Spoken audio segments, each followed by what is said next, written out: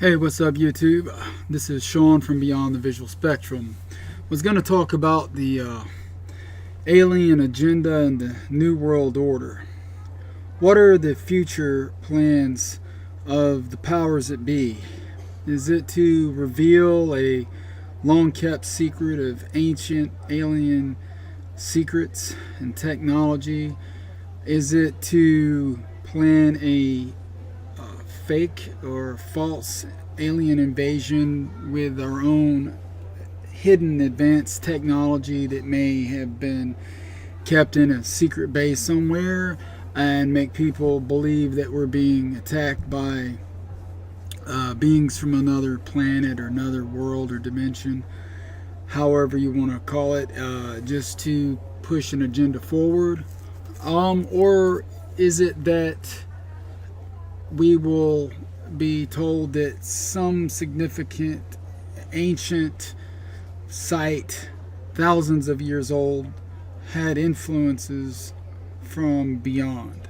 Not totally human constructed, but had other influences, therefore hinting at alien or otherworldly involvement. And are these aliens that they're pushing in movies and science documentaries and ancient archaeology, and also in even on the news, mainstream news recently came out with some disclosure, but is it going to be that these really are just fallen angels that were mentioned in the Bible? Or are these partially them and partially other worldly beings? I don't know, but I do think all the ancient stories tie in and have a piece of the puzzle. And all the oral histories from around the world, the tribal histories from all cultures, talk about beings that came down from the sky, whether they were called star people in many Native American cultures, or particularly the I believe it was the Nomo, that were the Dogon tribe, talked about a being named Juanes that was part of this extraterrestrial aquatic race called the Nomo, who came down, and they were tall. And the Dogon tribe in Africa is actually very tall. But and you get the Mayan and Aztec stories of Quetzalcoatl to the Aztecs, which was the winged serpent. And then you have Kukulkan with the Mayan. And basically they're talking about the same thing, a snake, a reptilian flying creature of some sort. And then you have angels in the Bible that are, you think of some avian being with, wings, which it also, wings could refer to how they thought at that time something was able to fly in the natural world with wings. So they described something they did not understand by saying wings. So if they had a jetpack on and landed down and they looked reptilian, then they would call them winged serpents, because the closest thing to look like these beings was a snake or an iguana or something. And then the ability to fly through technology, advanced technology, would have been associated with a bird. So winged serpent would fit that and be applied that way. So, and you're seeing these flying dragons in China, and you're seeing these flying dragons in Europe. And then you've got these other stories. You've got stories of people that are smaller beings, the little people, Native American cultures, and even some other cultures around the world, like Ireland has, leprechauns that are little people. Then you've got the fairies and the Celtic traditions and the stories that were magical. And you have these beings in the Zulu tribe and South, and I believe is in, I'm not sure which part of Africa, but the Zulu nation had the Chitari. They were a alien species that somewhat reptilian looking. So and they have all these stories that match up, that correlate with one another from all around the world, and you're thinking, well, hey, are these just by chance coincidental? No, because you're talking thousands of years ago, and these stories are all matched up.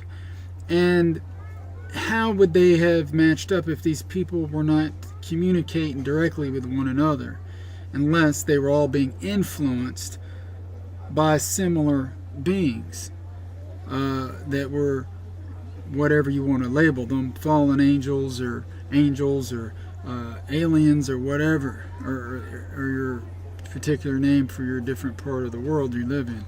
So these stories, they all kind of point to the same type of experience.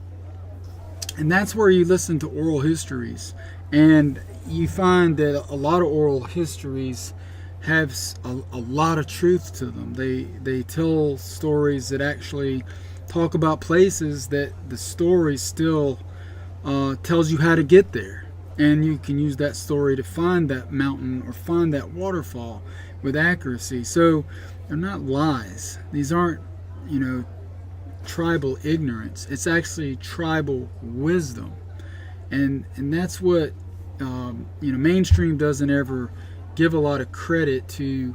A lot of the ancient oral histories and traditions, it seems to be swept under the rug or thrown off as folklore and old wives' tales type of stuff. So if you really study it, you'll see that there is not only correlations and similarities to each other around the world, but these stories, they are very educational. They're teaching stories, but they can have factual base in the story. So there are ways to use these stories to help find the truth in a bigger sense of it, a bigger picture. When you're seeing these not coincidences, when you're seeing these collection of information that's so similar and in some instances almost identical with the description of these ancient beings, it's amazing. So by this huge uptick of the extraterrestrial and ancient alien and alien invasion, all these things, demons and portals and all of this magical stuff happening in the cartoons, in the movies, the comic books, these superhero movies fighting aliens, and they're just hammering it down people's throats. And they're almost to the point like, hey, these fools can't wake up with all this. We've given them enough information already, and they still haven't woken up. But what it is that you will have to do your own research. If you depend on a movie to be your source of education, or just one chapter in a book, then you're not really that interested in that subject. So you need to maybe research yourself, watch some documentaries, pick out some great books. I really don't have time to list all of that right now. I'm just doing a quick rundown on all this. But are we moving toward a transhumanistic future? Yes, we are moving away from the biology of the human into a merged cybernetic with biological components type of future for for humanity, it seems, with the way everything's going with artificial intelligence and the digital world and advancements in technology and the suggestions from billionaire innovator like Elon Musk with SpaceX and Neuralink, that he has a company that works with trying to merge biology with robotics, and the microchipping of the human and the uploading of the human mind into a database. Is that where we're going? It seems like it is really fast. And the artificial intelligence world will definitely be something to pay close attention to because of our human employment, and also the artificial intelligences are able to learn so much more and hold so much more information that you're talking 3, 4, 5 PhDs that can just get in the push of a button, and they will be our educators, probably very soon, for everything. If something's not done, implemented, where there's a way to kind of coexist without it taking over humanity, then humanity will be taken over.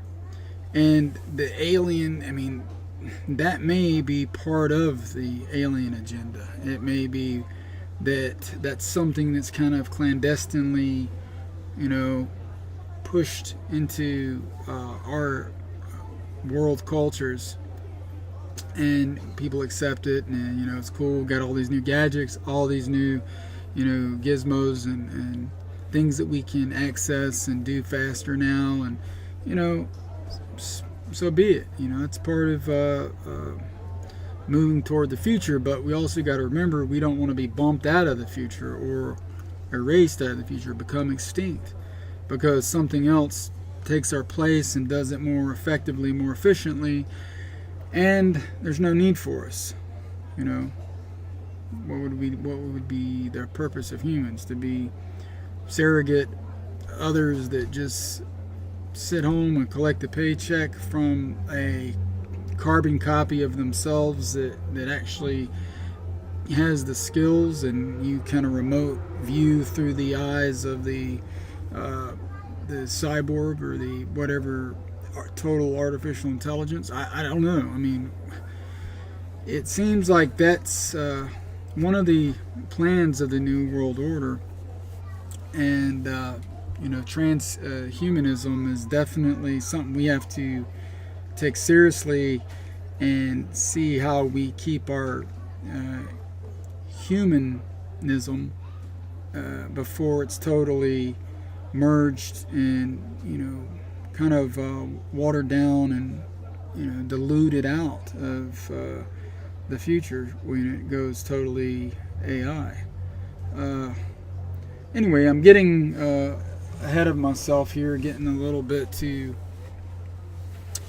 focused on that. I was going to talk about the alien agenda as well, that a lot of people and a lot of sites have discussed that it would be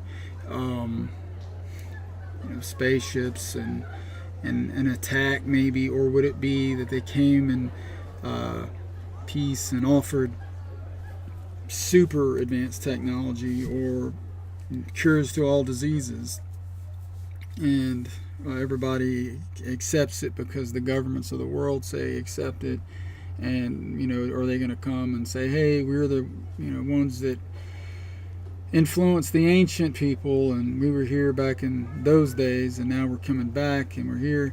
Is it going to be that, or is it going to be the bad guys are already here, and they're telling us that they're pretending to be the good guys, and the bad guys, they're telling us the bad guys are coming, when really the ones that want to help humanity are coming, and they'll turn the planet against the saviors.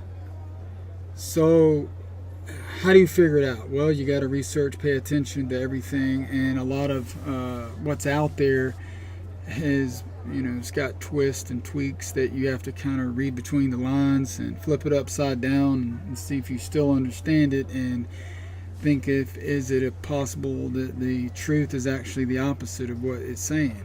When you get to things that are really publicized or accepted by the mainstream, so keep your mind open, research as much as you can, learn as much as you can. Sean, Shadowwise, Beyond the Visual Spectrum. I'm out.